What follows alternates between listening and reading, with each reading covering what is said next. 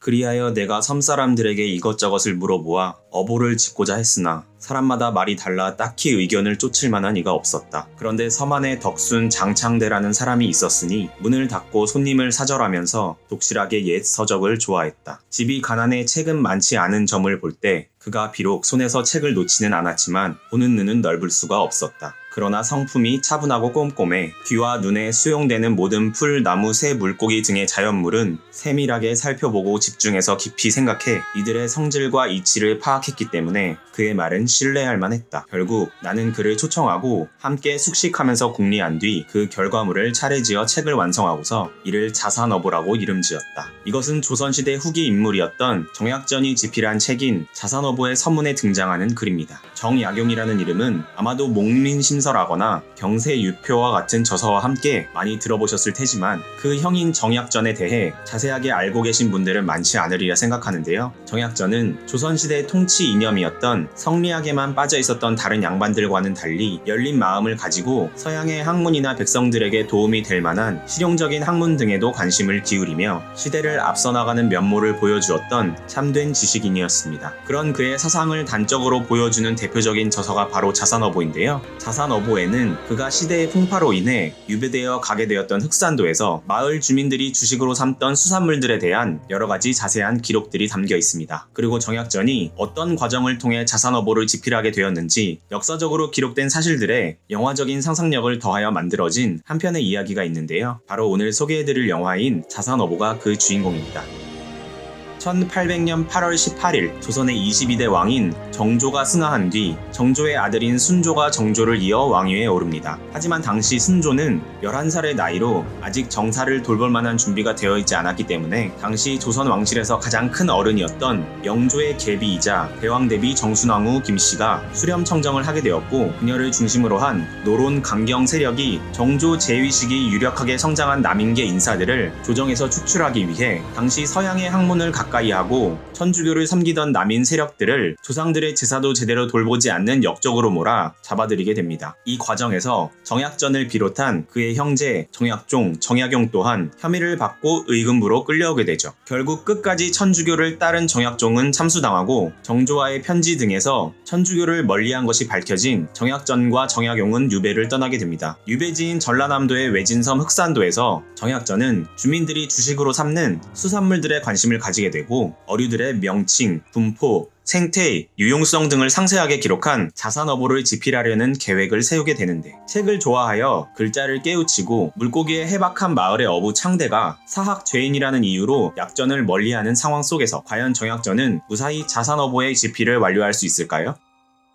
영화 자산어보는 이준익 감독이 영화 동주에 이어 두 번째로 시도하는 흑백 영화입니다. 흑백이 주는 장점은 선명성이다 라고 말하기도 한 이준익 감독은 역사적인 사실들을 바탕으로 재구성된 이야기들을 흑백의 화면에 담아낼 때 그 시대와 인물의 이야기가 더 가깝게 느껴지며 영화가 전달하고자 하는 본질이 보다 뚜렷하게 보인다고 믿는 것 같습니다. 그리고 그런 그의 믿음에 부응하여 영화 속에 담아낸 광활한 자연의 풍경과 그 풍경을 배경으로 펼쳐지는 이야기는 담백하면서도 깊이 있는 울림의 수묵화처럼 조용하지만 운치 있는 분위기를 형성하는데요. 영화의 제작진은 보다 완성도 높은 흑백 화면을 구현하기 위해 의상과 소품이 가진 질감과 윤곽을 부각시키며 색이 배제된 옷이나 사물이 흑백 화면에서도 온전하게 시각화될 수 있도록 최선의 노력을 다했다고 전해집니다. 배우들 또한 캐릭터들의 섬세한 감정이 더욱더 강하게 표현되는 흑백 화면의 특성에 맞추어 매 순간 관객들에게 인물로서의 진심이 닿을 수 있도록 다른 작품보다 더 신경 쓰며 연기했다고 하네요.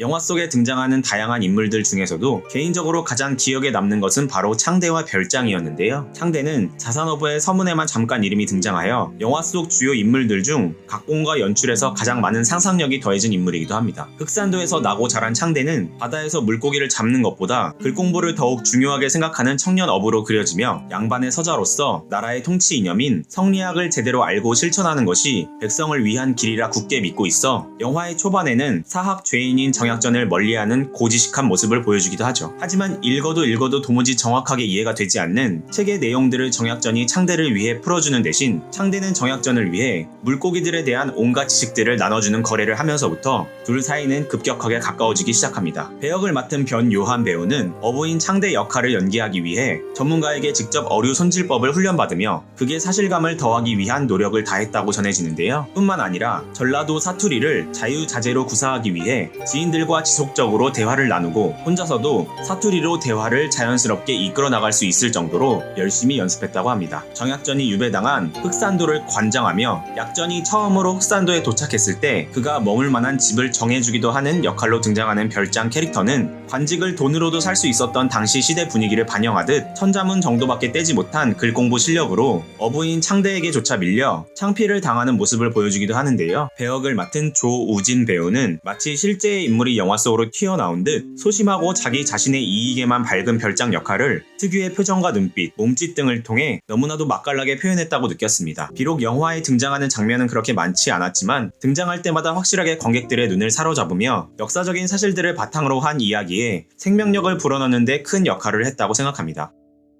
사실 대중적으로 사람들에게 더 많이 알려진 인물은 정약용이고 그것은 그가 생애 동안 500권 이상의 책을 집필하며 조선 후기에 실학사상을 집대성한 인물로 평가받기 때문입니다. 하지만 영화 속에서는 줄곧 형인 정약전이 아우인 정약용보다 더 뛰어난 인물이었음을 강조하고 있는데요. 영화 초반에 잠시 등장한 임금 정조도 형만한 아우가 없다며 약전이 약용보다 나음을 이야기했고 결정적으로 약전의 제자인 창대가 약전의 명에 의해 약용의 유배지인 강진에 찾아가 약용과 함께 나누는 대화 속에서 약용이 쓰는 책의 내용 중에 막히는 부분이 있으면 약전에게 서신을 보내 물으며 약전의 대답이 언제나 약용의 답답함을 해결해주고 새로운 시선으로 그를 인도한다고 말하고 있습니다. 이에 창대는 어째서 약전이 약용과 같이 성리학을 바탕으로 나라의 운영에 도움이 될 만한 책들이 아닌 일견 하찮아 보이는 물고기들의 이름이나 종류 등을 정리하는 책을 쓰고 있는 것인지 궁금해하는데요. 이런 물음에 약전은 자신은 약용과 달리 현재의 왕을 중심으로 한 군주제 자체를 지지하지 않으며 임금이 없고 백성들이 진정한 주인이 되는 나라를 꿈꾸기 때문에 그런 생각들을 글로 옮길 수 없다고 이야기합니다. 즉 일찍이 서양의 학문을 받아들이고 그에 대해 열심히 공부한 약전이 당시 프랑스 혁명 등으로 점차 그 위세를 키워가던 서양의 민주주의를 자신의 이념으로 받아들이고 있었다는 것인데요. 이런 내용이 역사에 기록된 것인지는 확실하게 알 수 없지만 백성들을 위한 실용적인 학문들에 관심을 가지고 서양의 학문들에도 밝았던 약전의 모습에서 생각해볼 때 아주 가능성이 없는 이야기는 아니라고 여겨졌습니다. 결국 약용은 체제 안에서 나라와 백성을 위하는 방법을 고민했고 약전은 그것을 뛰어넘어 진정으로 백성을 위하는 현재의 민주주의를 고민했다고 말하는 것이니 어떤 면에서는 약전이 약용보다 낫다고 말할 수도 있겠네요.